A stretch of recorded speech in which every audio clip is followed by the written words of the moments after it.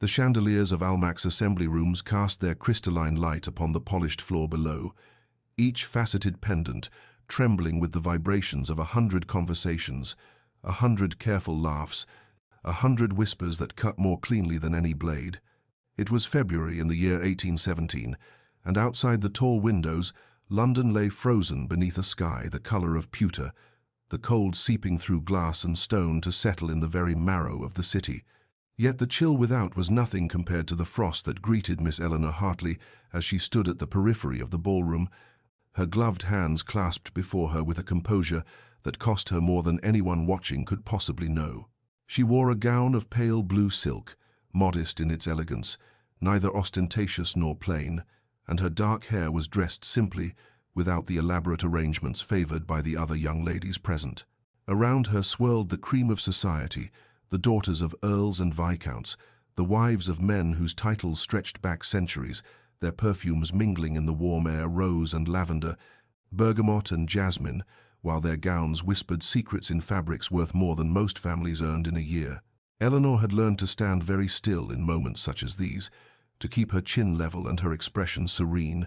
even as she watched ladies turn deliberately away when she approached, even as fans snapped shut like small acts of violence, even as eyes slid past her as though she were merely another piece of furniture, unworthy of notice or acknowledgement. She was the daughter of Thomas Hartley, whose ships now commanded respect in every port, from Bristol to Bombay, whose recent fortune from shipping had purchased an introduction to society that no amount of wealth could make welcome. The voucher to Almack'S had been obtained through persistence and strategic donations, a golden ticket that promised entry but guaranteed nothing of acceptance, and Eleanor understood with painful clarity that she stood in this glittering assembly on sufferance, an outsider permitted to observe, but never to belong. How curious, she thought, her gaze moving across the sea of pale faces and paler souls, that silk and jewels should disguise such poverty of spirit. But the thought brought no comfort, only a sharper awareness of her solitude, and she found herself remembering her father's face 3 weeks prior when the voucher had arrived. The hope in his eyes that his daughter might find in these halls what he could never give her: belonging, acceptance, perhaps even a match that would secure her future. She would not shame him by fleeing, would not grant these peacocks the satisfaction of seeing her wounded, though each turned back and each whispered comment behind raised hands, struck with precision against the armor of her dignity. The cold from outside seemed to have found its way inside after all, settling around her shoulders like an unwelcome shawl, and Eleanor stood alone in the crowd, watching the dancers spin past in their elaborate patterns, wondering if this was to be her lot forever at the edges, forever looking in. Her father's merchant gold, transforming not into acceptance, but merely into a more expensive form of isolation. Lady Pemberton swept past Eleanor with the precision of a military maneuver, her silver gown catching the candlelight as she paused just within earshot, her voice carrying to the small cluster of debutantes gathered near the refreshment table. "I do wonder at the standards these days," she pronounced, her words falling like coins into still water, creating ripples that spread across the immediate vicinity. When one can purchase entrance to any establishment in London, one must question whether anything retains its proper meaning. Why, my own grandmother would have expired from shock to see the daughters of trade mingling among those of breeding. The emphasis on the final word was delicate, surgical in its cruelty, and Eleanor felt the comment land even as she kept her expression carefully neutral, her hands tightening imperceptibly within her gloves. She had encountered Lady Pemberton twice before at smaller gatherings, and each time the woman had perfected the art of acknowledging Eleanor's presence only to demonstrate her insignificance, a peculiar talent that seemed to bring its practitioner genuine satisfaction. Across the room, Miss Worthington caught sight of Eleanor and executed a performance worthy of Drury Lane, her hand flying to her chest in theatrical dismay, as though she had not noticed Eleanor's approach until the very last moment, her body recoiling with such exaggerated distaste that her companions turned to observe the source of her distress. "Oh," Miss Worthington breathed, the single syllable loaded with volumes of contempt. "I had not realized. That is, I thought perhaps you might be more comfortable near the other area." She gestured vaguely toward a darker corner of the room, her meaning crystalline despite the imprecision of her words. Eleanor stopped walking, her spine straightening by inches, and met Miss Worthington's gaze with steady calm. "I am quite comfortable here, I thank you," she replied, her voice level and clear, and she watched something flicker across the other woman's face, surprise, perhaps, or irritation that her barb had not drawn visible blood. Even the patronesses, those arbiters of social acceptability, who had granted her the voucher, regarded her with barely concealed disdain, their conversations ceasing when she drew near, their eyes sliding past her as though she were constructed of glass, transparent, and easily overlooked. They wrap their cruelty in silk and call it refinement, Eleanor thought, observing the elaborate dance of exclusion unfolding around her.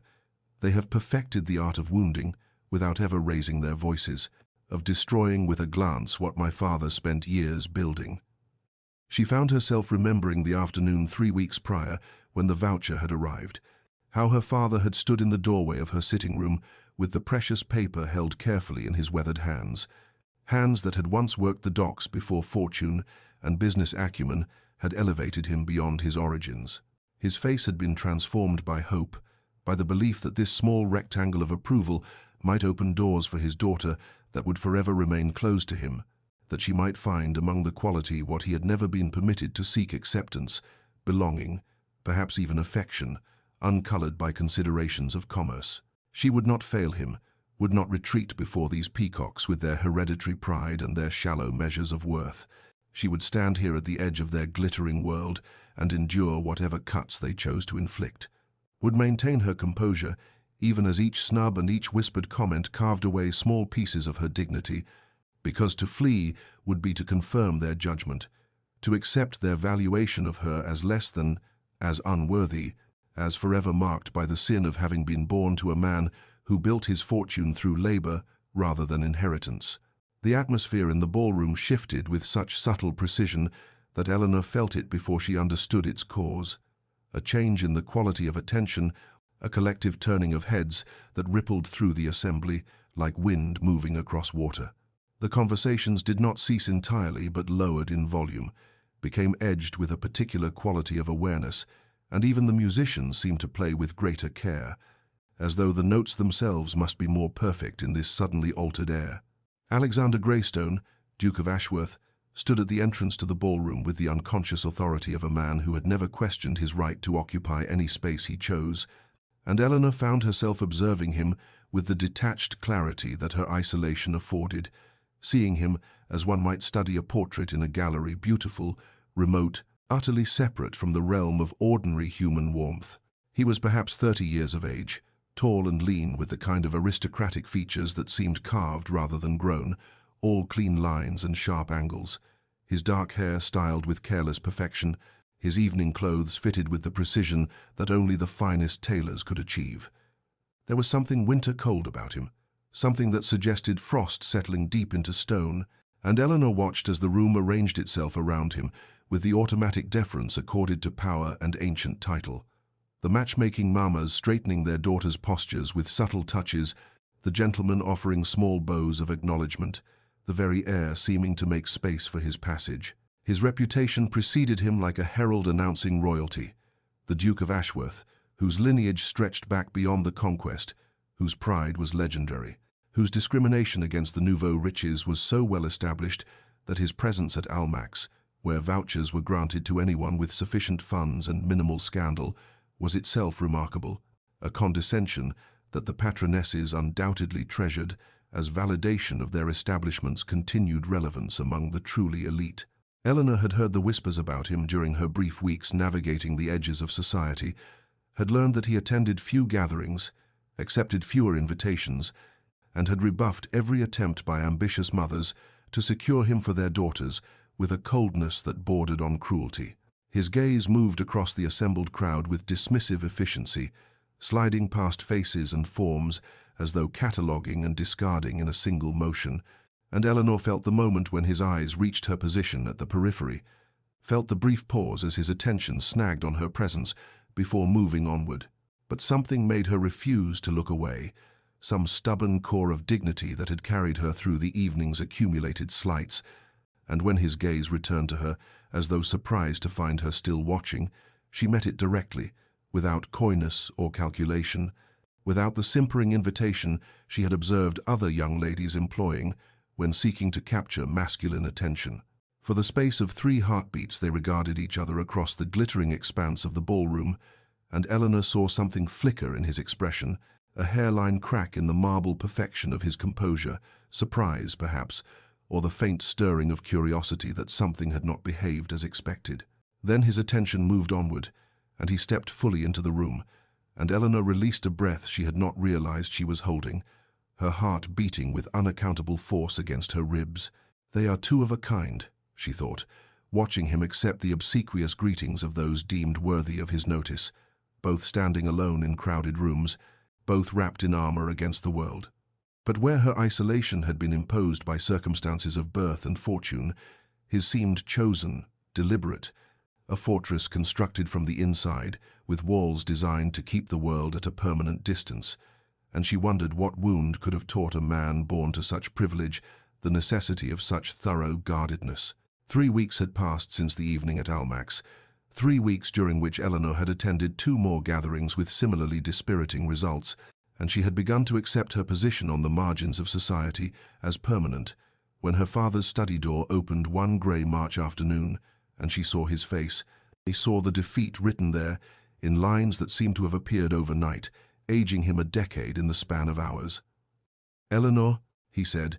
and his voice carried a weight that made her set down her book and rise immediately, crossing to where he stood beside his desk, his hand resting on a stack of correspondence, as though drawing strength from the physical solidity of paper and ink. The story emerged in fractured pieces. His business partner, a man he had trusted for 15 years, had been conducting transactions under the company name without authorization, had made investments in ventures that bordered on criminal, and now scandal threatened to engulf them all, to destroy not merely their fortune, but their name, and to render Eleanor even more unmarriageable than her merchant origins had already made her.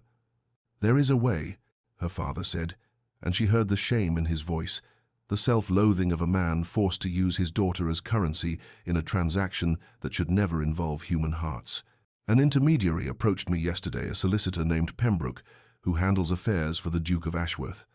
Eleanor felt something cold settle in her chest at the name, remembering those winter-grey eyes, that aristocratic coldness, the brief moment when their gazes had held across the ballroom. "The Duke requires an heir," her father continued, and his words coming faster now as though speed might make them less painful, "but he has refused every debutante presented to him,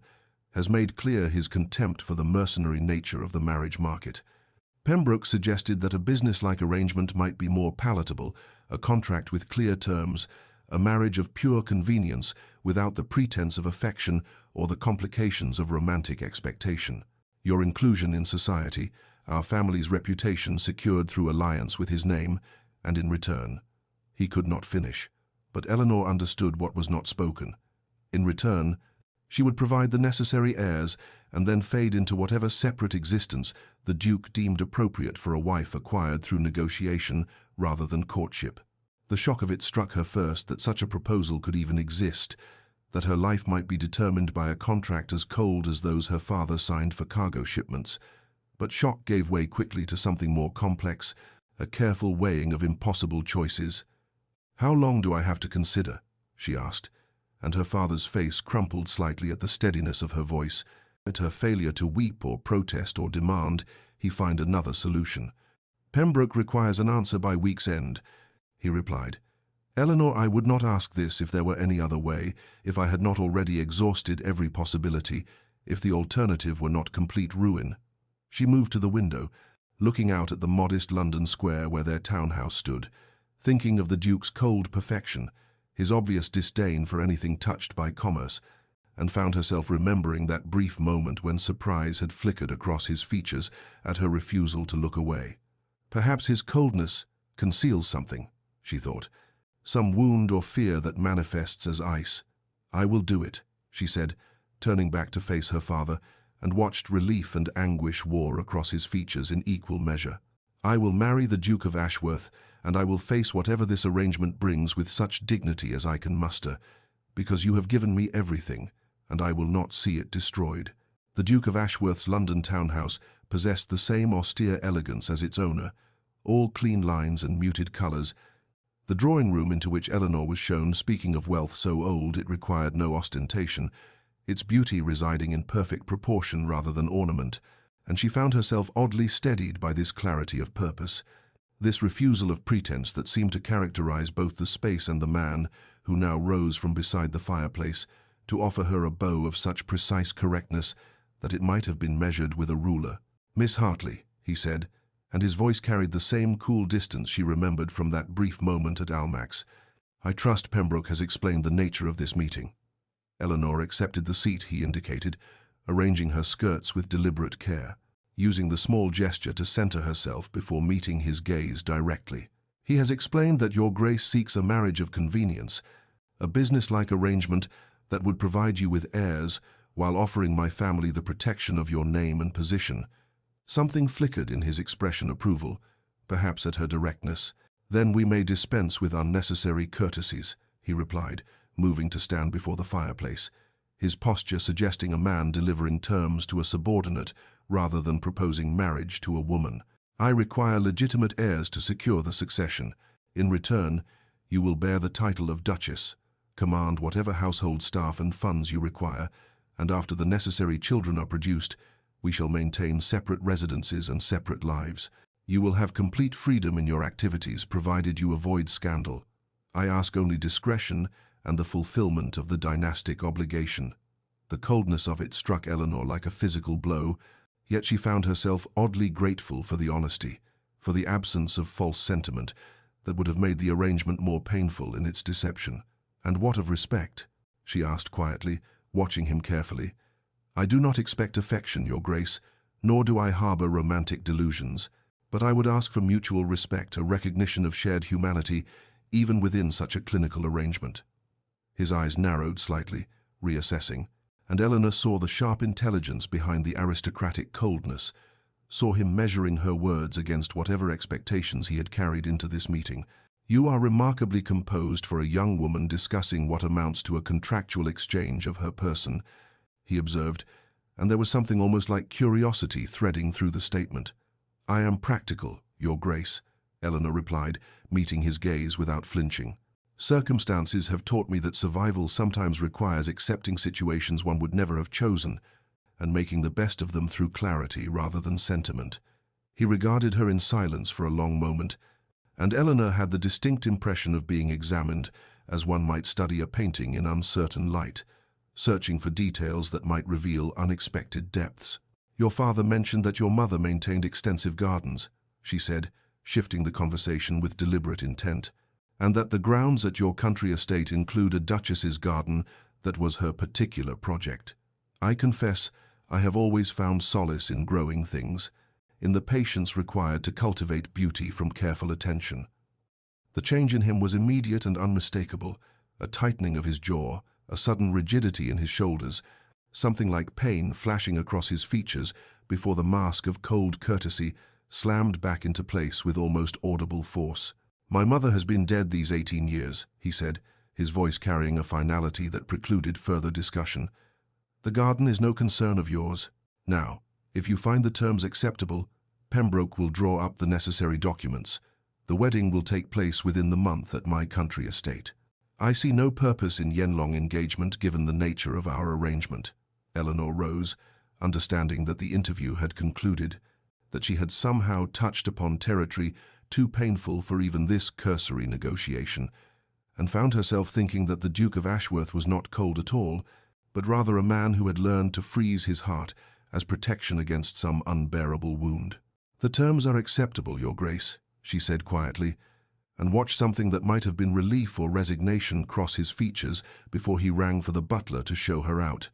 and Eleanor departed, knowing that she had just agreed to marry a man who was utterly unknown to her, a beautiful fortress of a man who permitted no entry, and she wondered whether the desperate arrangement that would make her a duchess might somehow, impossibly, become something more human in the careful accumulation of days. The wedding took place on a grey April morning that threatened rain, the sky hanging low and leaden over the ancient chapel that stood at the edge of the Duke's country estate, its Norman stones dark with age and moisture,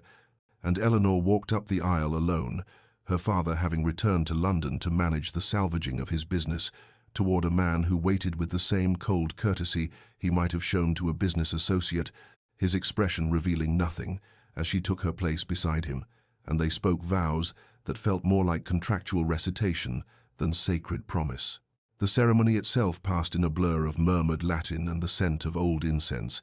the small gathering of witnesses consisting primarily of the Duke's distant relatives, who regarded Eleanor with expressions ranging from curiosity to barely concealed disdain, and she felt the weight of their assessment, the calculations behind their polite congratulations at the sparse reception that followed in the great hall, where servants had laid out an impressive spread that no one seemed inclined to enjoy. The Duke remained at her side throughout, with impeccable manners and complete emotional absence, introducing her to various relations whose names she immediately forgot, their faces blurring together into a sea of aristocratic features that held no warmth, no welcome, only the careful neutrality of people witnessing a transaction they considered beneath the family dignity, and Eleanor found herself utterly alone, despite being surrounded by people, despite now bearing one of the oldest titles in England. When evening came and the last guests departed, the Duke escorted her to her chambers, a vast suite decorated in pale blue and cream that might have been beautiful had it not felt so much like a gilded cage, and bid her good night with a formal bow before retreating to his own rooms in a distant wing, leaving her to face her wedding night alone with only her new lady's maid for company, and Eleanor sat at the window, looking out over dark grounds she could barely see, and wondered what kind of life she had bargained herself into. The first weeks of marriage established a pattern of such careful distance that Eleanor might have doubted her husband's existence had she not encountered him occasionally in the corridors or sat across from him at dinner, meals taken in near total silence, broken only by the most necessary exchanges about household matters or weather. His responses to any attempt at genuine conversation brief to the point of curtness,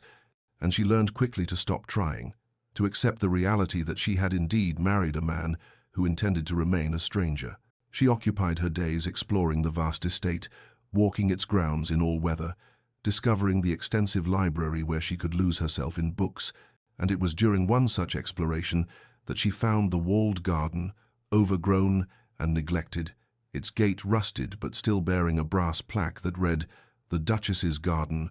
and something in Eleanor stirred at the sight of it, at the evidence of another woman who had once held her title, and perhaps felt equally displaced in this cold, beautiful prison of stone and tradition. "I will build a life here," Eleanor thought, standing among the tangled roses and choked pathways, "even if it is not the life I might have chosen, even if I must do so entirely alone. I will find purpose and perhaps even contentment in these small freedoms he has granted me." And she turned back toward the house with renewed determination, unaware that in a window high above, the Duke stood watching her small figure among the ruins of his mother's sanctuary, his expression unreadable, his hand pressed against the glass, as though reaching toward something he had convinced himself he could never touch. Eleanor began to notice the small inconsistencies in the first month of her marriage, subtle observations that suggested the Duke of Ashworth was perhaps not the cold, heartless aristocrat he appeared to be in her presence, and the first crack in that perception came when she witnessed him speaking with Mrs. Henshaw, the elderly housekeeper who had served his family for 40 years, his entire demeanor softening as he inquired after her rheumatism and insisted she delegate the heavier tasks to younger staff,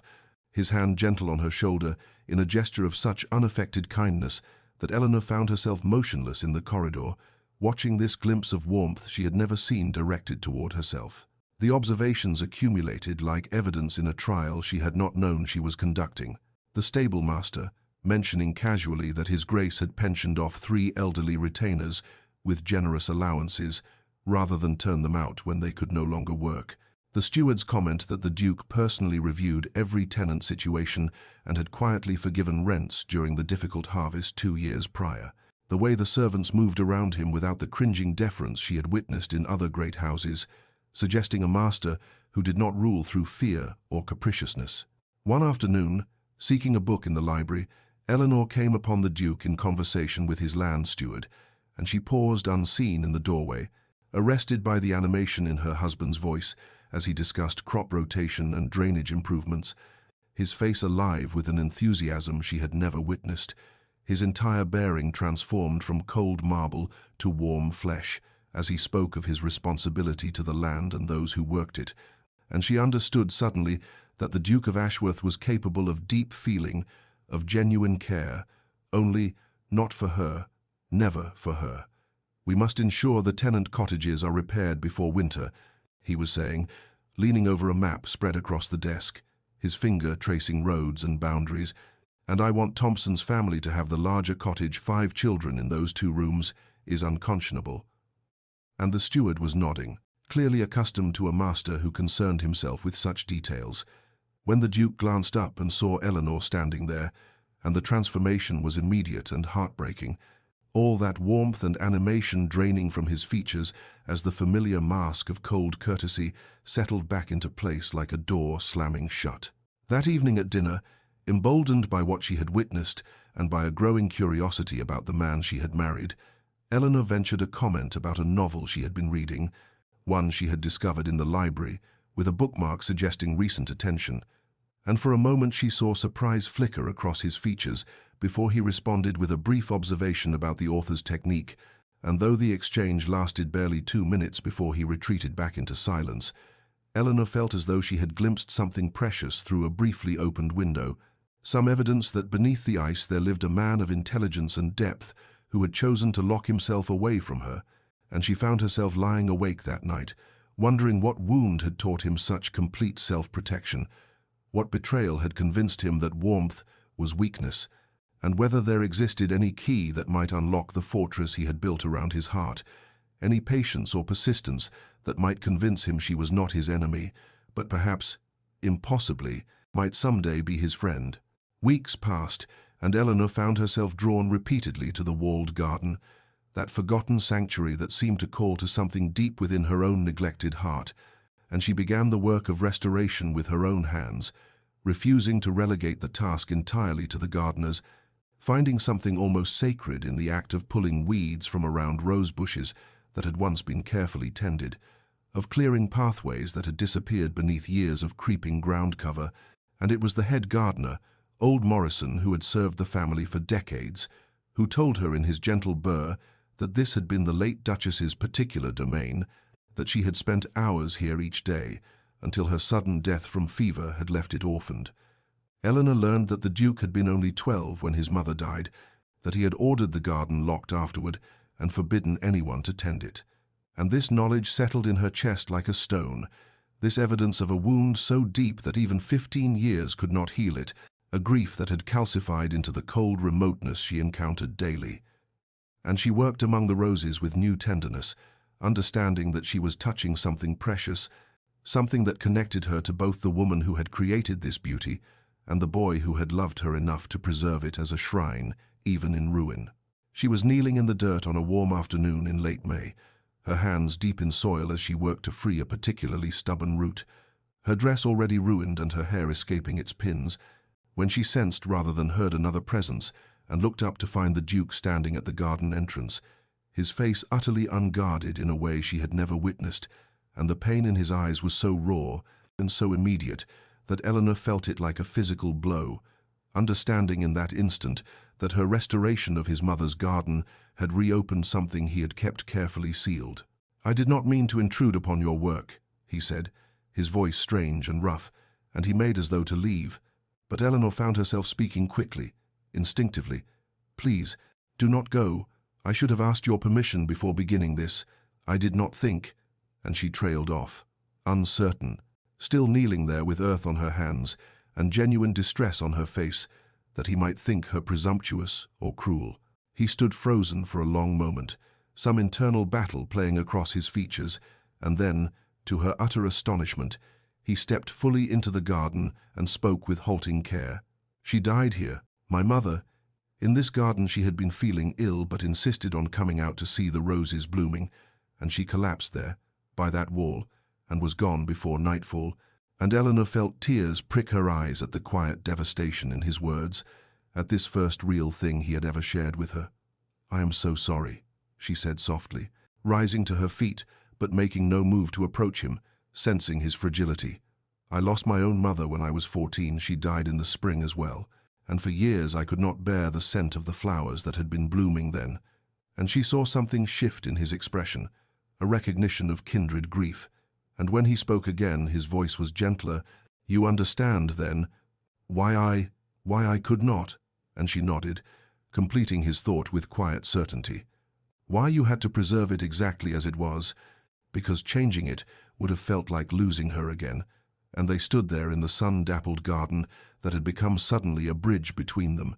and he did not leave. He did not retreat behind his walls, but instead asked in a voice that held the faintest tremor, "Would you tell me what you have planned for the restoration?" And Eleanor began to speak of her vision,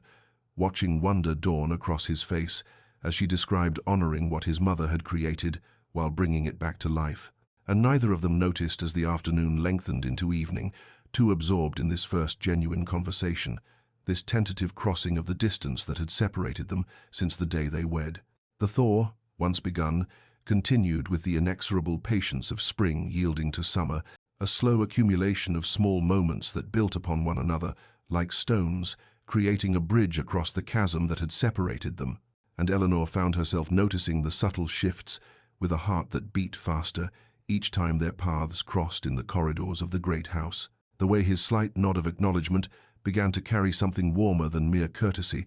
the ghost of what might almost be called a smile touching his lips when their eyes met over breakfast. The dinners that had once been exercises in painful silence began to extend beyond the merely necessary. Conversations that had lasted bare minutes, now stretching to a quarter hour, then half, then longer still, until Eleanor realized one evening that they had been sitting at table for nearly an hour, discussing the merits of different philosophers, his eyes alive with an intellectual engagement she had only glimpsed that day in the library. And when she offered a particularly dry observation about Rousseau's contradictions, he made a sound that was almost impossibly the beginning of laughter before he caught himself, and the warmth that had briefly animated his features made her breath catch in her throat. She discovered quite by accident that he rode out each morning at dawn, and the next day found herself in the stables at that early hour, and though no explicit invitation had been extended, when he saw her mounted and waiting, something flickered across his face that might have been pleasure, and without words they began to ride together through the misty mornings, their horses moving in companionable parallel across the grounds, and these silent rides became a ritual neither acknowledged but both anticipated, the barriers between them lowering incrementally with each shared sunrise. A week of rain in June confined them both to the house, and Eleanor found herself drawn to the library, where she discovered him already in residence, and instead of the awkward retreat she had expected, he gestured to a chair near the fire with a question about what she was reading, and somehow the afternoon dissolved into a remarkable conversation that ranged from literature to politics to philosophy, and she watched astonishment cross his features when she revealed the breadth of her education. Her father's progressive belief that a woman's mind deserved cultivation equal to any man's, and he said quietly, almost to himself, "I had not expected, that is, I have never met anyone who—" and he stopped, clearly struggling with something, and Eleanor understood that he was discovering she was not what he had assumed, not a merchant's daughter grasping for status, but a woman of genuine intellect and depth. The household staff, those keen observers of their employers' moods, began to exchange meaningful glances as they witnessed the Duke seeking out the Duchess's company rather than avoiding it,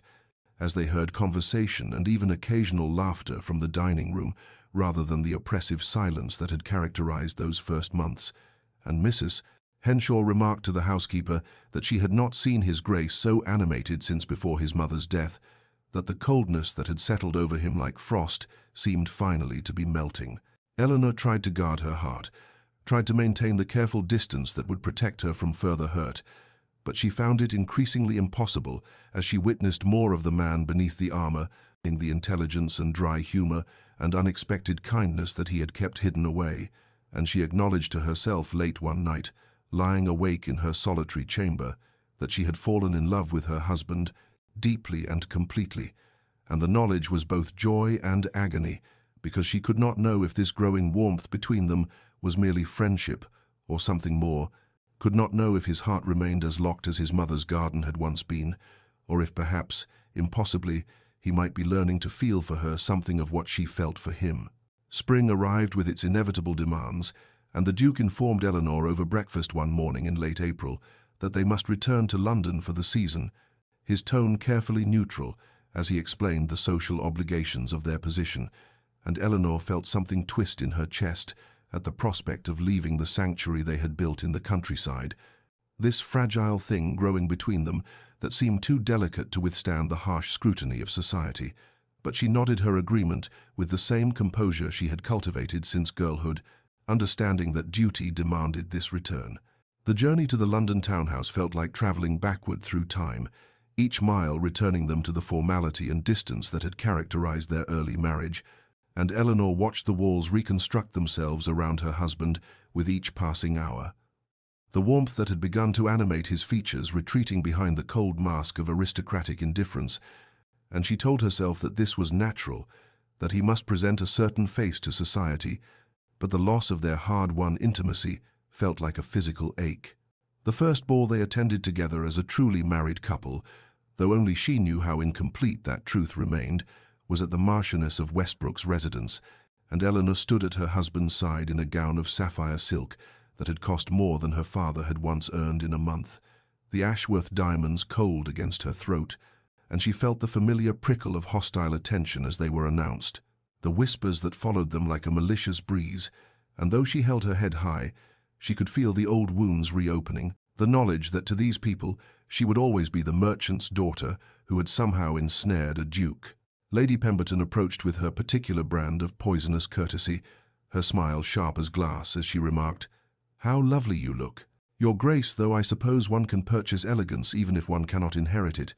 And Eleanor felt her husband stiffen beside her, and when he spoke his voice carried the cutting edge of winter frost. "Lady Pemberton, I would caution you to measure your words more carefully when speaking to my Duchess." And the older woman paled and retreated, and Eleanor should have felt vindicated, but instead she felt only confusion, because the coldness in his tone had been directed as much at the situation as at Lady Pemberton. And when Eleanor looked up at him seeking reassurance, his face was a perfect blank, and he excused himself to speak with a group of gentlemen across the room, leaving her standing alone. The evening devolved into a nightmare echo of that first night at Almack'S, Eleanor once again isolated at the periphery, except now she wore a duchess's coronet, and the isolation felt more complete because she had tasted something different, had begun to believe that perhaps she might belong somewhere, might be wanted for herself, and the Duke's public defense, followed by private distance, confused and hurt her more than the simple cruelty of strangers. It was late in the evening when Eleanor, seeking a moment of respite from the relentless social performance, stepped into a withdrawing room and heard voices from the partially open door of an adjacent parlour, Lady Summersby's distinctive laugh followed by her arch observation,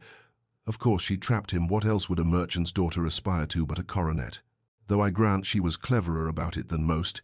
playing at indifference when we all know she must have calculated every step." And another voice, "Miss Worthington, perhaps," replied with false sympathy. Poor Ashworth bound to a woman so far beneath him, though I suppose he needed the money from her father's settlement. And Eleanor stood frozen, the words striking like physical blows, and the worst part was the terrible whisper of doubt that crept through her mind. The fear that perhaps her husband believed this too, that perhaps his withdrawal was rooted in the suspicion that she was exactly what these women claimed, a calculating opportunist who had somehow manipulated circumstances to trap him. She attempted to raise the matter with him that night, waiting in the drawing-room of the townhouse until he returned from his club, and when he entered and saw her still awake, something flickered across his face that might have been guilt or fear before the shutters came down completely, and she said quietly, "Alexander, I must speak with you about what is being said," but he cut her off with cold precision.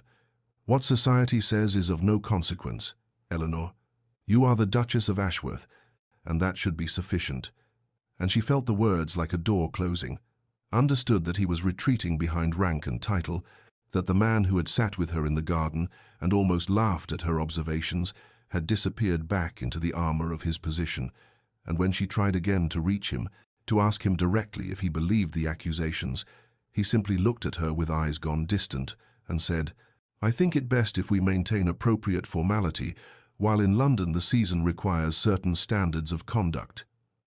And Eleanor felt something break inside her chest, and the fragile hope she had been nurturing, shattered by the realization that perhaps nothing had truly changed at all, that she was once again alone, only now with so much more to lose. Alexander Greystone, Duke of Ashworth, stood at the window of his London study in the grey hours before dawn, watching the lamplight flicker against the cobblestones below, and he was haunted by the memory of another woman in another season 5 years past, when he had been young enough to believe that love and trust were simple things,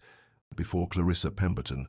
cousin to the venomous Lady Pemberton, who now tormented his wife, had taught him the bitter lesson that affection could be performed, that sweetness could mask calculation, that a woman might endure his company, and even counterfeit desire, for nothing more than the privilege of being called Duchess. He had loved her with the wholehearted abandon of a man who had not yet learned caution, had shared his thoughts and fears and dreams, had believed her tears and declarations, and when he had overheard her laughing with her brother about how tedious she found him, how his conversation bored her, how she could scarce bear his touch but would endure anything for a coronet. Something inside him had frozen solid and never truly thawed, and he had vowed that day that no woman would ever again have the power to make him feel small and foolish and used. Eleanor's presence in his life terrified him precisely because she was undermining every defense he had constructed, the warmth that had grown between them in the countryside, threatening the careful ice that had protected him, and when she smiled at something he said or met his eyes across the breakfast table, with that particular understanding in her gaze, he felt the treacherous stirrings of hope and immediately crushed them with memories of Clarissa's beautiful, false face.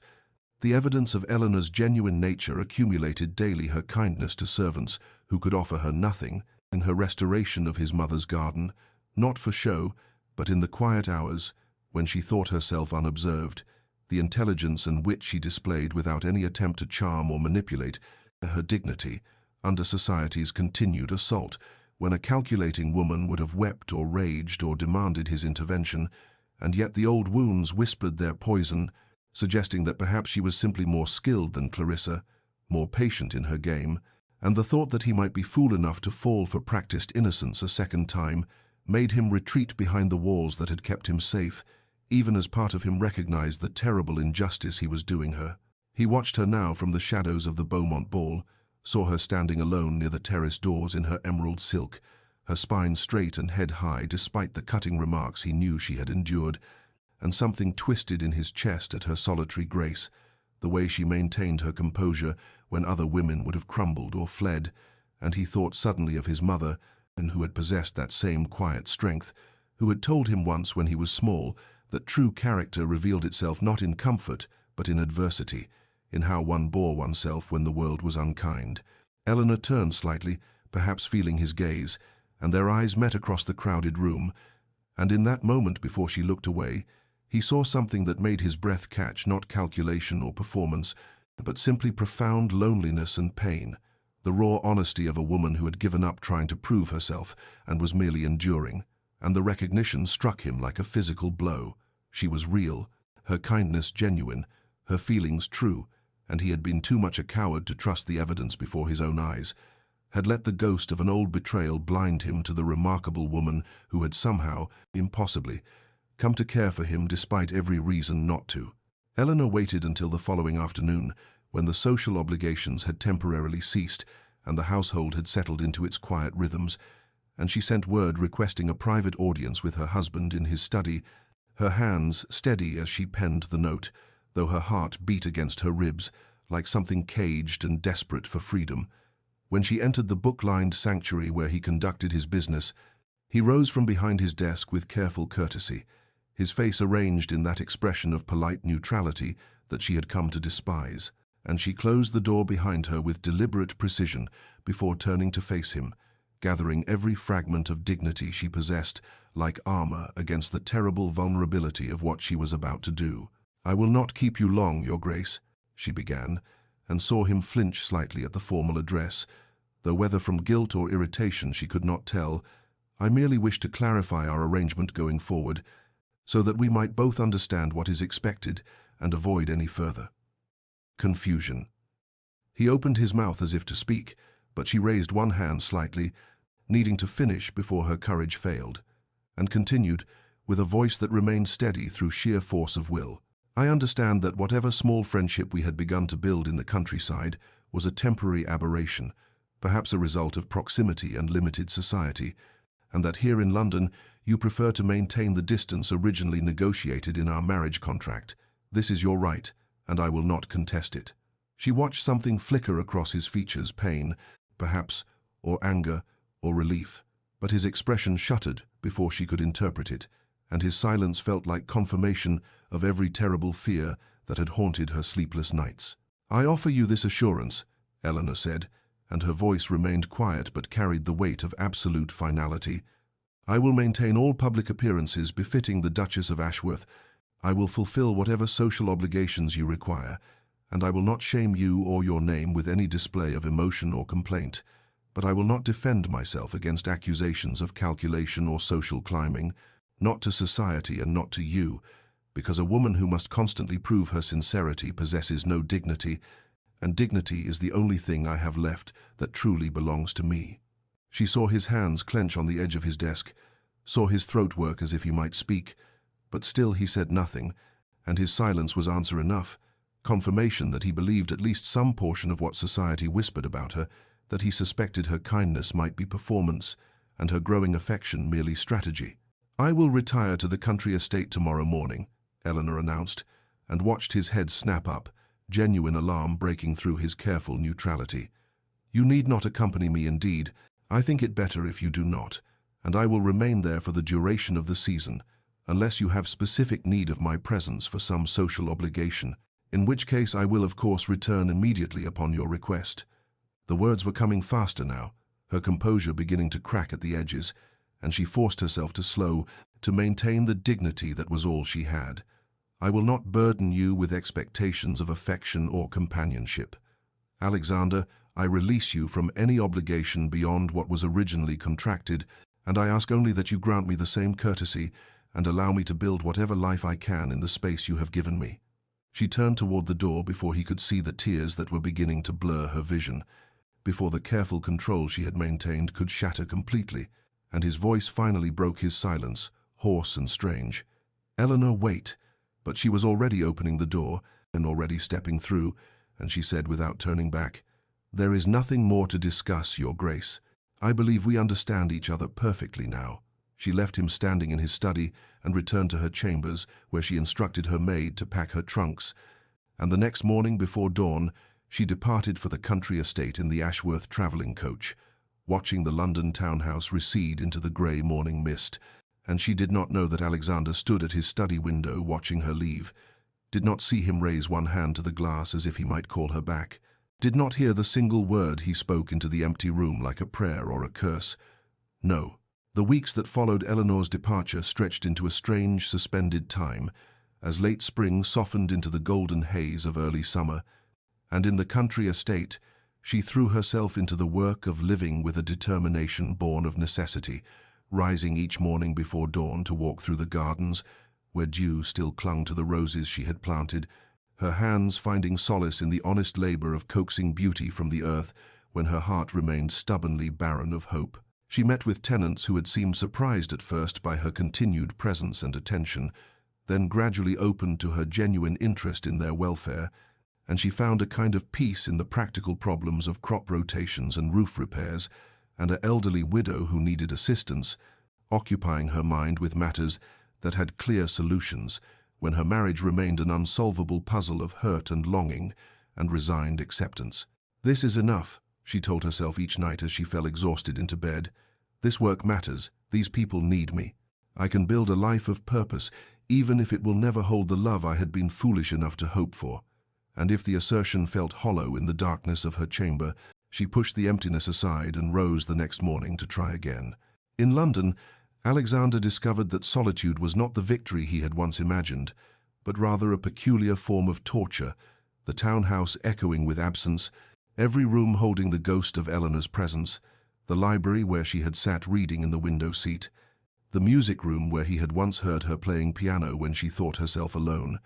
the breakfast room where her chair sat empty across from his and made each meal an exercise in regret. He attended his social obligations with mechanical precision, aware of the whispers about the absent Duchess, the speculation about their separation, and he found he cared nothing for society's opinion, except insofar as it might wound Eleanor further, and the realization of his own hypocrisy, that he had retreated from her partially due to fear of what society said,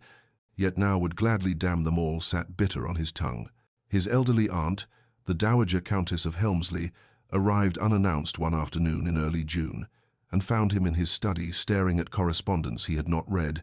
and she surveyed him with sharp eyes that missed nothing before announcing without preamble, "You are a fool, Alexander, and I have never suffered fools gladly, even when they share my blood." When he attempted to deflect her censure, she cut through his words with the precision of someone who had navigated society for 7 decades and had no patience left for pretense. "That girl, and she is hardly more than a girl, for all her dignity, refused every financial settlement your solicitor offered, asked only for funds to continue the garden work and provision for the staff, and you sit here playing the wounded martyr as if she were the one who betrayed trust." The words struck him like physical blows, and when he made the journey to see Eleanor's father some days later, ostensibly to discuss estate business, but actually to understand the woman he had married and driven away,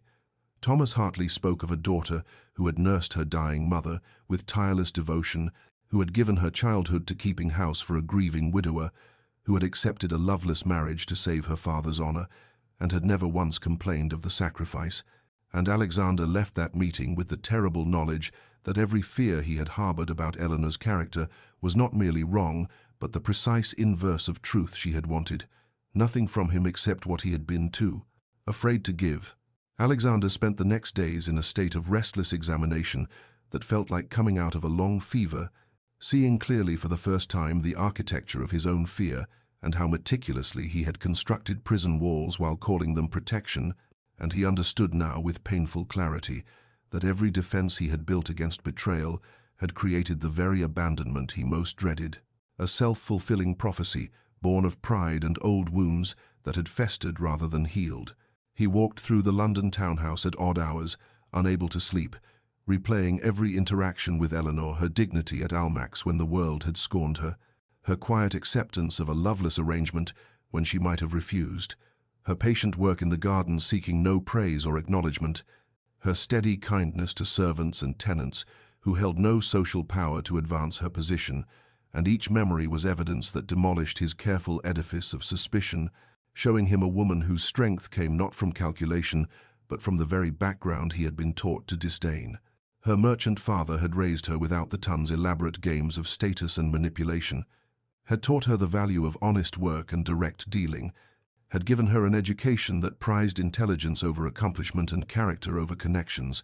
and Alexander saw with shame how his own aristocratic prejudice had blinded him to the reality that Eleanor's origins had made her more genuine, not less, had given her a moral clarity that his own gilded upbringing had never provided. The realization that his pride, the very pride he had thought distinguished his rank, had been the poison destroying any chance of happiness, was bitter medicine, and he sat in his study one evening with his head in his hands, understanding that he had wounded the one person who had never sought to harm him, had driven away the woman whose only crime was loving him despite his determination to remain unlovable. He thought of his mother then, truly thought of her rather than the sanitized memory he had clung to, and remembered how she had often spoken of his father's initial coldness, their arranged marriage, the years of patience she had employed before his father's reserve had thawed. "Love is not found, Alexander," she had told him once when he was young. "It is built, stone by stone, through small acts of faith," and he realized he had forgotten her wisdom in his determination to avoid her fate, not understanding that her marriage had not been tragedy but triumph, that she had considered the years of building worthwhile for the love they had finally achieved. He must act, must find some way to prove to Eleanor that he understood his failure and was willing to do the patient work of rebuilding what his fear had destroyed, and his first instinct was toward grand gesture, a ball in her honor, a public declaration, some dramatic demonstration that society could witness and applaud, but he stopped himself, recognizing that such spectacle was exactly what Eleanor would despise, that it would prove only that he still cared more for appearance than substance. No, what Eleanor deserved was not performance but genuine transformation, not words but sustained action, not the dramatic crescendo but the quiet accumulation of proof over time, and he understood that he must go to her not as a duke bestowing favor, but as a man asking for the opportunity to earn what he had been too frightened to accept when it was freely offered. He made his preparations carefully, informing his steward he would be leaving London indefinitely, arranging his affairs so he might stay at the country estate for as long as Eleanor would permit his presence, and as his carriage rolled north through the summer countryside toward the place where he had last seen happiness, before fear had made him destroy it, Alexander felt something he had not experienced in years, not certainty, which was impossible given how thoroughly he had damaged her trust, but hope, fragile and tentative, that perhaps patience and genuine repentance might accomplish what pride and protection never could. Alexander arrived at the country estate in late August, when summer had reached that golden moment of fullness before the first whisper of autumn, and he found Eleanor in the garden as he had somehow known he would, kneeling beside a bed of roses with earth on her hands and sunlight caught in her hair, and she was more beautiful in that unguarded moment than any perfectly coiffed duchess in London's finest ballrooms, beautiful in a way that made his chest ache with the knowledge of what he had nearly lost forever through his own cowardice and pride. She looked up at the sound of his footsteps on the gravel path, and he watched wariness shutter her expression, the open contentment of a moment before replaced by careful guardedness, and he understood that this mistrust he had created where there had once been patience and hope was his doing, his wound inflicted through fear masquerading as protection. "Your Grace," she said, rising to her feet with the dignity that had always marked her bearing, and the formal address was a knife to his heart, a reminder of the distance he had imposed between them when she had wanted only closeness. "Eleanor," he said, and her given name felt like both prayer and plea on his tongue, "might I speak with you? I have travelled from London expressly for that purpose, and I will understand if you refuse, but I beg for a few moments of your time." He saw the conflict play across her features, the desire to protect herself, warring with something else he dared not name, and after a long moment she nodded slowly, gesturing toward a bench beneath an arbor, where climbing roses created a canopy of faded blooms. They sat, and he found himself momentarily unable to speak, all the carefully prepared words dissolving in the face of her proximity and the terrible knowledge of how thoroughly he had failed her, but she waited with that patient stillness that was so essentially Eleanor, giving him space to find his way to truth. "I have been a fool," he began finally, the words inadequate but necessary, "and worse than a fool I have been cruel and cowardly, and so blinded by old wounds that I could not see the gift I had been given until I had driven it away." He turned to face her fully, needing her to see his sincerity, the vulnerability he had never allowed himself to show. "You deserved honesty from me, and trust, and instead I gave you suspicion born not from anything you did, but from my own fear and pride. I allowed the betrayal of someone who never truly knew me to poison my ability to recognize genuine affection when it was offered, and I am more sorry than any words can convey for the pain I have caused you." Eleanor's eyes had filled with tears, though she did not let them fall. And her voice when she spoke was steady, despite the emotion he could see. She was holding carefully in check. "Why now, Alexander? What has changed between your silence in London and your presence here?" It was the question he had known she would ask, the question he deserved to answer with complete truth. "I have changed, or rather, I have finally allowed myself to see what was always true, that you never wanted anything from me except what I was too frightened to give, that your character is everything I claim to value, while being too prejudiced to recognize it when it stood before me, and that I love you, Eleanor, and have perhaps loved you since that first night at Almack'S, when you met the ton's cruelty with such dignity and met my gaze without flinching." He saw hope kindle in her expression, fragile and tentative, but also fear, and she shook her head slowly. "I cannot live with uncertainty, Alexander. I cannot spend my days wondering when you will retreat again behind your walls, when some whisper or doubt will cause you to withdraw your affection. I would rather have honest distance than the torture of conditional closeness." "I know," he said quietly, reaching for her hand and feeling his heart lift when she did not pull away. "And I know that words alone cannot heal what I have broken, which is why I ask not for your immediate forgiveness, but for the opportunity to prove through sustained action that my understanding is genuine. That I can be the husband you deserved from the beginning. Permit me to stay. Eleanor, Let me demonstrate through patience and presence that I have finally learned what you tried to teach me all along. Permit me to stay, Alexander said quietly, and Eleanor saw in his eyes something she had never witnessed before, not the cold reserve or careful control, but raw vulnerability and hope so fragile it made her heart ache even as she feared trusting it. She nodded slowly, unable yet to voice full acceptance, but unable also to deny him the chance he requested. And so began days that felt suspended outside normal time, a golden interlude where Alexander proved through steady presence what words alone could never accomplish. He appeared in the garden each morning, not as a duke observing but as a man willing to work, and he knelt beside her in the soil, pulling weeds and learning the names of plants, his fine clothes forgotten as he listened to her explain the careful cultivation each variety required. And she found herself relaxing in increments so small she hardly noticed,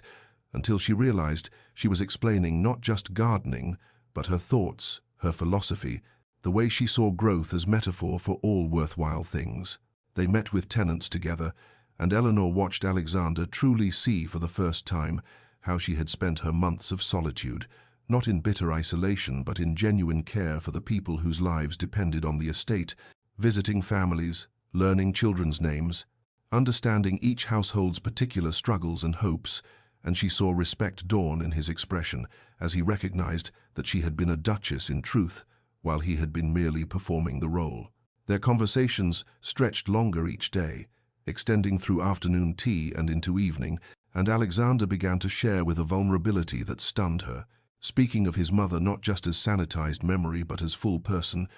admitting how her death had left him terrified of loving and losing again, confessing how his father's subsequent coldness had taught him that walls were safer than feeling, revealing the lonely architecture of a childhood spent learning to need nothing from anyone. He spoke of his fears with raw honesty, how her merchant background had initially seemed to confirm all his prejudices, how her patience and kindness had terrified him precisely because it was genuine, how he had looked for calculation, because that would have been safer than accepting that she offered affection freely, asking nothing but that he receive it, and Eleanor felt her own walls crumbling as she understood the depth of wound he had been carrying. Small gestures accumulated like interest compounding, books appearing in her chambers that she had mentioned wanting to read weeks ago, proving he had listened and remembered. The garden gate that had hung crooked, suddenly repaired without fanfare. His coat offered when evening chill arrived during their walks, still warm from his shoulders. They laughed one evening over dinner, genuine and unguarded laughter at some absurdity he observed about his own earlier pomposity, and the sound shocked them both into silence before Eleanor smiled, and he returned it with such warmth that she felt heat rise to her cheeks. A morning came when they worked side by side planting bulbs for spring bloom, and their hands touched reaching for the same seed packet, and neither pulled away immediately, the contact lingering as their eyes met, and she saw in his gaze everything he was too wise now to rush into words: devotion, hope, patience, to wait as long as she needed. Eleanor felt cautious hope unfurling in her chest, like the first green shoot after winter, fragile but reaching toward light. And though she did not speak it aloud yet, she began to believe that perhaps what had been broken might be remade into something even stronger for having been tested and survived. Autumn arrived with golden light that transformed the estate into something luminous and fleeting, and on a morning when the air held that peculiar clarity that comes just before the season turns, Alexander asked Eleanor to walk with him, his manner containing a gravity that made her heart quicken with mingled hope and apprehension as she placed her hand in his offered arm. He led her through the garden they had restored together, past beds where late roses still bloomed in defiant beauty, into a section she had completed just weeks before, a quiet corner where a stone bench sat beneath an arbor of climbing vines. And only as they approached did she see the inscription carved into the bench's back, words she had never noticed before. "For Catherine, who taught me that love grows best in carefully tended ground. My father had this made for my mother," Alexander said quietly, his voice carrying a tenderness she had come to cherish. After 20 years of marriage that began much as ours did, arranged, practical, two strangers bound by duty and expectation. Eleanor looked up at him, seeing emotion play across features that had once been so carefully guarded, and he continued, "My mother told me once, when I was young enough to believe love was simple, that the greatest marriages are not those that begin in passion, but those that grow into it, through patience and genuine knowing. She said that her love for my father was like this garden, something that required daily tending and faith that what seemed barren would eventually bloom. He drew a small velvet box from his pocket, and Eleanor's breath caught as he opened it, to reveal a ring of extraordinary simplicity, a single sapphire, the color of twilight set in worn gold. Beautiful not for ostentation, but for the evidence of years of wearing, of a life lived with this small circle as constant companion. "This was my mother's ring," Alexander said,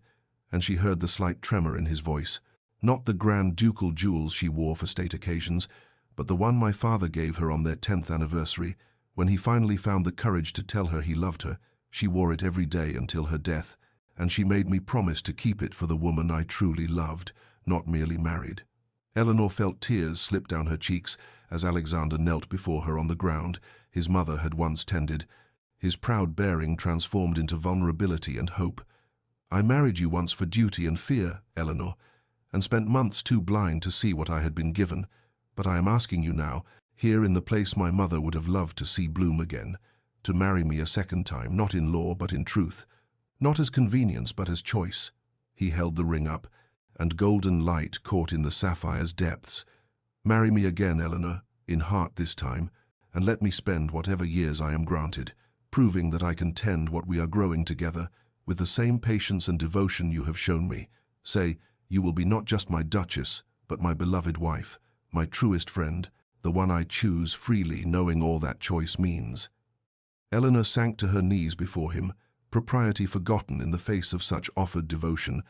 and she took his face between her hands as she had never dared before. "Yes," she whispered. "Yes, Alexander, I will marry you again and again. In every moment we are granted, I choose you as you are choosing me, freely and fully and forever." He slipped the ring onto her finger where it settled as if it had always belonged there, and then he was kissing her with a tenderness that spoke of reverence and promise, and she tasted salt from tears she could not tell were his or hers or both, only that they were together now in truth, two people who had found their way through duty and distance to this moment of genuine devotion. This recognition that what they had built together was stronger for having been tested and chosen rather than simply accepted, and when they finally drew apart, they were both laughing and crying at once,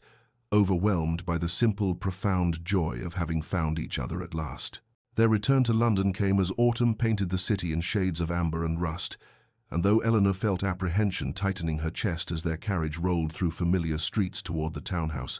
Alexander's hand covering hers provided courage she had not possessed on her first entry into society's glittering, judgmental world. The transformation in their relationship was evident to anyone with eyes to see the way Alexander handed her down from the carriage with tenderness rather than mere courtesy. How his gaze followed her with unmistakable devotion, the small unconscious touches that spoke of genuine intimacy, and within days of their arrival, whispers began circulating through drawing rooms and clubs that the Duke and Duchess of Ashworth had become a love match, that something profound had shifted during their months in the country. When they attended their first ball of the season at the Weatherby residence,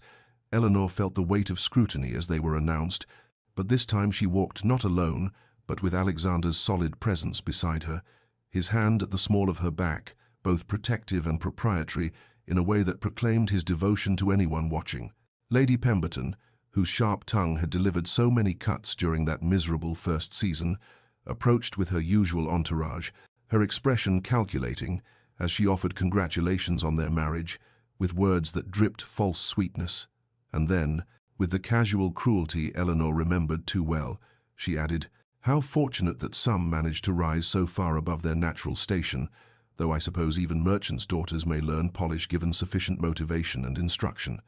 The words hung in the air like poison, and Eleanor felt old, hurt, rising even as she prepared to respond with the dignity she had learned to wield as both shield and sword. But Alexander's voice cut through the moment with a coldness that made the temperature seem to drop. "Lady Pemberton, I find myself compelled to correct a misapprehension that appears to plague certain members of society who mistake antiquity of name for superiority of character." His tone carried the absolute authority of his position, drawing attention from surrounding guests as he continued. My wife's worth has nothing to do with fortune or station, but rather with her extraordinary character, her genuine compassion and her remarkable intelligence, and her capacity for grace under circumstances that would have broken lesser souls. She has taught me that true nobility lies not in inherited titles, but in how one treats those with less power, and by that measure, she surpasses most of the supposed elite of this company, myself formerly included. Eleanor saw Lady Pemberton's face flush with humiliation as Alexander turned his back on her with deliberate dismissal, leading Eleanor away while conversations erupted around them like wildfire. And she felt something settle in her chest, not triumph, for she had never wanted vindication through others' humiliation, but rather a quiet recognition that Alexander's public declaration had been less about social warfare and more about simple truth spoken without apology or hesitation. In the weeks that followed, Eleanor noticed a shift in how society received her not universal acceptance, for there would always be those who clung to prejudice and narrow definitions of worth, but a growing respect and even admiration for the Duchess, who carried herself with quiet dignity, and whose husband's devotion was so evident that it spoke more eloquently than any defense. Yet Eleanor found, somewhat to her surprise, that this acceptance mattered far less than it once might have. She attended balls and social functions because duty required it, but her happiness no longer depended on society's approval, and when Alexander leaned close during a particularly tedious musicale to whisper that they might slip away early to return home, she felt joy bloom in her chest at the prospect not of escape, but of the private world they had built together, the life that mattered more than any ballroom's glittering superficiality. They departed that evening while the entertainment continued, and as their carriage rolled through lamplit streets toward home, Alexander pulled her close, and Eleanor rested her head against his shoulder, content in the knowledge that they were returning not to duty or obligation, but to the genuine partnership they had cultivated with such patience and care, and she understood finally that the sneers at Almack'S had led her not to humiliation, but to something far more valuable, a love that had been tested and chosen and built on the strongest foundation of all, two people who saw each other clearly and chose devotion anyway. 3 years had passed like the turning of seasons that mark all profound transformations, and on a spring morning when apple blossoms drifted through air sweet with the promise of renewal, Eleanor stood at the window of the morning room, watching a scene that filled her heart with such fullness. She sometimes wondered how one chest could contain so much joy without simply bursting from the abundance of it all. In the garden below, the garden that had become both symbol and proof of what patience and devotion could cultivate, 2 small boys chased each other through paths lined with early roses, their laughter bright as bells, while their father knelt in the grass with their youngest, a girl of 18 months whose dark curls caught sunlight as Alexander showed her how to cup a flower gently in small hands that were just learning the difference between wonder and damage. Eleanor felt arms slip around her waist from behind, but it was not Alexander. He was below with their children, but rather the echo of a memory, the ghost of the woman who had stood alone at Almack'S believing herself unwanted and unworthy, and she sent that phantom a message across time. Asterisk, you cannot see it now, but the sneers that wound you are leading you towards something more beautiful than you can imagine. Asterisk. Alexander looked up then as if sensing her gaze, and the smile he gave her held such unguarded tenderness that she marveled still at how completely he had transformed from the cold, defended man who had married her with frost in his voice and winter in his eyes, though she knew the truth was more complex, that he had not so much transformed as finally revealed what had always existed beneath the protective ice, and it was she who had learned to see clearly, to wait patiently, to trust that what seemed frozen might actually be only sleeping. She left the window and made her way to the garden, stepping into morning light that gilded everything it touched, and when she reached Alexander he stood and pulled her close with easy affection, this casual intimacy now so natural between them that she could hardly remember the careful distance of their early months, though she remembered enough to treasure what they had built through conscious choice and daily tending. "Do you remember?" Alexander murmured against her hair as their children played around them in happy oblivion to anything but immediate joy. "When you first began working in this garden, and I thought you were trying to haunt me with my mother's memory." Eleanor laughed softly, tilting her face up to meet his eyes, those grey eyes that had once seemed cold as winter storms, but that she now knew held depths of warmth reserved only for those he loved. I remember you watching from the window as if I were performing some kind of witchcraft rather than simple planting. You were performing witchcraft, he said seriously, though humor played at the corners of his mouth, bringing dead things back to life, making me feel things I had sworn never to feel again. If that is not magic, I do not know what is. Their eldest son, William, ran up then demanding his father's attention for some crucial matter involving a snail, and Alexander swept the boy up with the easy strength of a man completely comfortable in his role as father, and Eleanor watched the two of them examine the creature with solemn attention while their daughter toddled over to grip Eleanor's skirts, and she lifted the child into her arms, breathing in that particular sweetness of sun-warmed hair and innocent trust. Later, when the children had been taken inside for their midday meal, and Eleanor and Alexander walked alone through the garden paths, he stopped at the bench that bore his mother's inscription and drew Eleanor down beside him, his hand finding hers with the unconscious certainty of long habit. "I am grateful," he said quietly, "every single day, for that cold night at Almack'S when a merchant's daughter refused to look away from a proud fool's stare. I am grateful for your father's desperation that gave me an excuse to bind you to me even when I was too blind to know what I was gaining. I am grateful for every moment of our journey, even the painful ones, because they brought us here to this life we have built together." Eleanor leaned her head against his shoulder, her heart full of the same gratitude, the same wonder at how completely their cold beginning had bloomed into this warm abundance. And she thought of all the small moments that had accumulated, like compound interest into the wealth of their current happiness, the shared books, the morning rides, the conversations that had gradually lengthened from minutes to hours, the garden restored together, the ring offered in autumn light, the children conceived in genuine love rather than mere duty, and she understood that their story had never been about social vindication or proving worth to a judgmental world, but rather about two wounded people learning to trust again, to be vulnerable again, to choose devotion despite fear and past pain. "I would live through all of it again," Eleanor said softly. "Every sneer, every lonely meal, every moment of uncertainty. I would endure it all again, knowing it led to this, to you, to the life we share and the family we have created." Alexander turned her face to his and kissed her with a tenderness that still had the power to make her breath catch, and when he drew back, his eyes held that look she had come to cherish above all others. The look that said she was seen completely and loved entirely, not despite her origins but including them, not for what she could provide but for who she was in her essential self. They sat together as afternoon light slanted golden through the leaves, two people who had traveled from cold arrangement to profound partnership, and Eleanor knew that if she could send a message to her younger self standing alone at the edge of that glittering ballroom, she would say simply, "Asterisk, the sneers do not define you, and the journey through them will lead you home." Asterisk.